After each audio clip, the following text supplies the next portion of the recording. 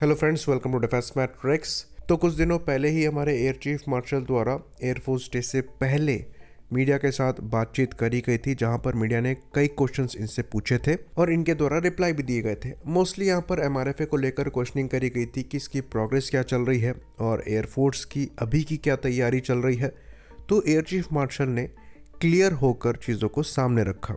तो इस पर हमने वीडियो भी बनाया था, जहाँ पर हमने बताया था कि एयरफोर्स एमआरएफए के अंतर्गत एयरक्राफ्ट को प्रिक्योर करना चाहती है, पर एयरफोर्स का गोल ये है कि 2047 तक जितने भी इक्विपमेंट इंडियन एयरफोर्स द्वारा यूज़ किए जाएं वो लोकली सोर्स हो।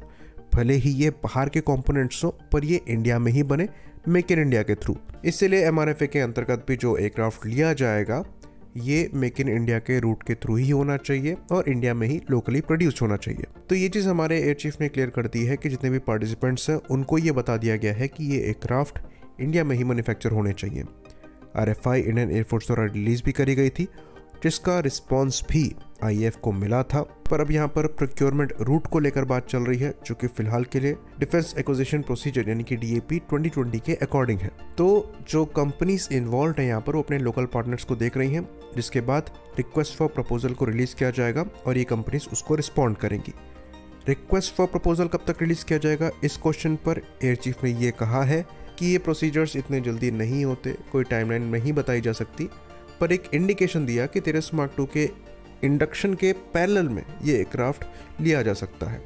तेरस मार्क 2 का जो इंडक्शन है ये 2027 से देखा जा रहा है, जो कि हमारे हिसाब से काफ़ी ज़्यादा ऑप्टिमिस्टिक है। तो ओवरऑल यहाँ से जो इंडिकेशन मिले वो ये मिले कि एमआरएफए को लेकर इंडियन एयरफोर्स किसी भी तरीके की जल्दीबाजी नहीं कर रही है। एयरफोर्स का गोल यहाँ पर जो है वो इंडिजिनस कैपेबिलिटी बिल्डअप है। बाकी जब बात अभी की तैयारी की करी गई तो एयर चीफ ने ये चीज़ क्लियर कर दी कि हमारे पास जो कुछ भी है हम उसको बेस्ट तरीके से यूटिलाइज करने पर फोकस कर रहे हैं, जिसके अंतर्गत हमारी ट्रेनिंग उसी हिसाब से चल रही है। बाकी एयर चीफ द्वारा ये भी चीज़ एक्सेप्ट करी गई कि हम चाइना से कैपेबिलिटी के मामले में आगे हुआ करते थे, पर अब वो चीज़ चेंज हुई है। साथ ही साथ अगर प्रोडक्शन की बात करें तो चाइना हमसे काफ़ी ज़्यादा आगे है। तो कई जगह पर एयर चीफ के इन बयान को प्रेज भी किया जा रहा है कि Indian air force make in India को लेकर कमिटेड है और इंडिजिनस कैपेबिलिटी डेवलपमेंट पर फोकस कर रही है। बाकी दूसरी जगह पर इनको क्रिटिसाइज भी किया जा रहा है। तो एयरफोर्स का ये जो एटीट्यूड है कि हमारे पास जो भी कुछ है उसको हम बेहतर तरीके से यूटिलाइज करेंगे, ये पास्ट में हमें कॉस्ट कर चुका है। आज इंडियन एयरफोर्स मिग-21 जैसे फाइटर को 2024 में इस्तेमाल कर रही है। इवन इस फाइटर को F-16 के अगेंस्ट भी इस्तेमाल किया गया। ऑल दो एक सक्सेस ज़रूर मिली थी, पर ए फ्रेम भी हमने लूज़ किया था। इवन पायलट भी हमारे बिहाइंड दी एनिमी लाइन चले गए थे। तो ये चीज़ हमें कॉस्ट भी करी थी। ये चीज़ हमें कॉस्ट ना करती अगर हमने समय पर मॉडर्न फाइटर एयरक्राफ्ट ले लिए होते। तो इस चीज़ को मेंशन तो ज़रूर किया गया, पर उससे कुछ सीखा नहीं गया। एक चीज़ यहाँ पर काफ़ी अच्छी हुई है कि मेक इन इंडिया को पुश किया जा रहा है, जिसके फ्रूट्स हमको आने वाले फ्यूचर में दिखेंगे, क्योंकि इंडिजिनस इकोसिस्टम अगर हमारे पास रहेगा तभी हम लंबी वॉर सस्टेन कर सकते हैं। ये फैक्ट है और इस सिस्टम को क्रिएट करने के लिए हमें पैसा और एफर्ट्स दोनों आज से ही लगाने पड़ेंगे। तो क्योंकि हमें फ्रूट्स जो हैं वो फ्यूचर में मिलेंगे, इसका मतलब ये नहीं है कि हम फ्यूचर में ही जिएं और प्रेजेंट में हमारा एटीट्यूड ये हो कि हमारे पास जो भी है हम उससे बेहतर तरीके से लड़ेंगे, क्योंकि प्रेजेंट के जो थ्रेट्स हैं वो रियल है।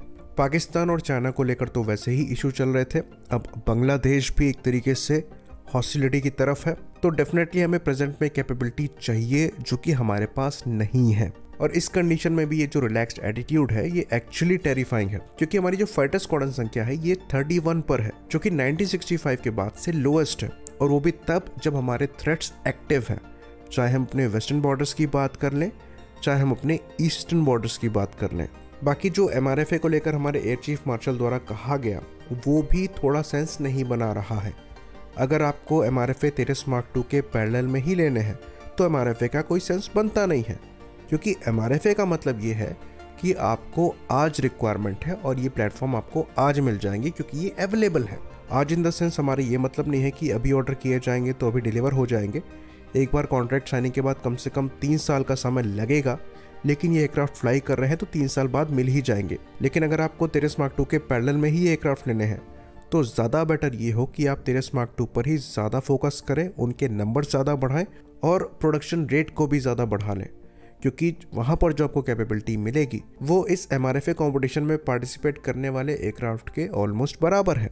दूसरी चीज़, अगर आप 2027 के एंड से तेरस मार्क 2 को एक्सपेक्ट कर रहे हैं और उसके पैरेलल में MRFA के अंतर्गत आप एयरक्राफ्ट को इंडक्ट करना चाहते हैं, तो भी इसी साल आपको ये डील साइन करनी पड़ेगी, क्योंकि पहला एयरक्राफ्ट कम से कम 3 साल लेगा डिलीवर होने में। उसके बाद लोकल प्रोडक्शन स्टार्ट होने में तो वैसे भी समय लगेगा। तो RFP को लेकर जो एयर चीफ द्वारा ये कहा गया कि अभी कोई टाइमलाइन कोट नहीं करी जा सकती, तो ये काफी ज्यादा कंफ्यूजिंग हो जाता है, क्योंकि 2018 से ही ये प्रोग्राम चल रहा है और 6 साल में अगर आप रिक्वेस्ट फॉर प्रपोजल तक रिलीज नहीं कर पा रहे हैं और उसकी डेट नहीं बता पा रहे हैं, तो ये शोकेस करता है कि इस मामले में हमारा एटीट्यूड कितना लेड बैक है। तो इस चीज़ में एयर चीफ को कुछ कहना गलत होगा, क्योंकि इन सब मामलों में खाली एयरफोर्स का खुद का फैसला नहीं होता है, गवर्नमेंट भी इन्वॉल्व होती है, ब्यूरोक्रेसी भी इन्वॉल्व होती है।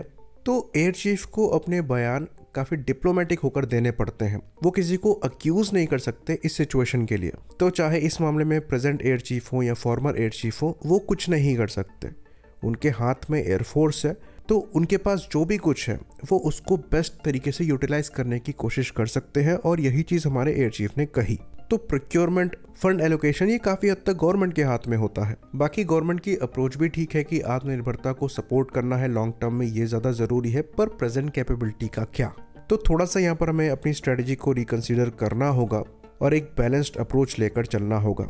जैसे कि हम पहले भी डिस्कस कर चुके हैं, ये एक दिन का काम नहीं है कि आप आत्मनिर्भर बन जाएंगे, इसमें समय लगता है, और ये प्रोसेस अगर हम बिना कैपेबिलिटी को कॉम्प्रोमाइज किए हुए गो थ्रू करना चाहते हैं, तो हमें ज़्यादा से ज़्यादा पैसा यहाँ पर लगाना होगा। अनफॉर्चुनेटली जिस हिसाब से हमारी इकोनॉमी ग्रो हो रही है और जिस हिसाब से हमारी रिक्वायरमेंट है, उस हिसाब से हम डिफेंस में स्पेंड नहीं कर रहे हैं, ये फैक्ट है। ऑल्दो हम सही डायरेक्शन में आगे भी बढ़ रहे हैं, पर अभी भी चीज़ों को सुधारने का रूम एग्जिस्ट करता है। सेल्फ रिलायंस हमारा गोल होना चाहिए, पर कैपेबिलिटी के कॉस्ट पे नहीं, क्योंकि खतरा जो है वो ये देखकर नहीं आएगा कि आप तैयार हैं या नहीं। सिचुएशन यहाँ पर यह है कि US जैसी कंट्रीज फ्यूचर की वॉरफेयर के हिसाब से अपने आप को प्रिपेयर कर रही हैं, वहीं पर इंडिया जैसी कंट्रीज प्रेजेंट रिक्वायरमेंट को भी पूरा करने के लिए फ्यूचर की तरफ देख रही हैं।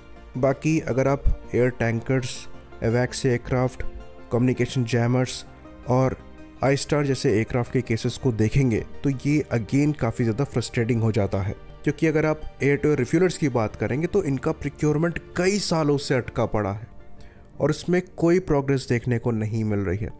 कई बार एयरबस के A330 को चूज़ करने के बाद कॉस्ट को ज़्यादा बताते हुए प्रोग्राम को ड्रॉप कर दिया गया है। लीज पर लेने के लिए भी एयरफोर्स द्वारा कोशिश करी गई, पर वहाँ भी कोई प्रोग्रेस नहीं देखी गई। एवैक्स के केस में कम से कम ये कहा जा सकता है कि एक सेंसिबल अप्रोच यहाँ पर देखी जा रही है, जिसके अंतर्गत नेत्र मार्क 1A के और प्रिक्योरमेंट किए जाने हैं, साथ साथ नेत्र मार्क 2 को भी प्रिक्योर किया जाना है। बाकी I-STAR प्लेटफॉर्म को लेकर भी कोई प्रोग्रेस नहीं है, तो सिचुएशन डेफिनेटली अच्छी नहीं है। आई होप इन्फॉर्मेशन यहाँ पर क्लियर रही हो। इसी बात पर इस वीडियो को हम ख़त्म करेंगे। लाइक करिए, सब्सक्राइब करिए। जय हिंद।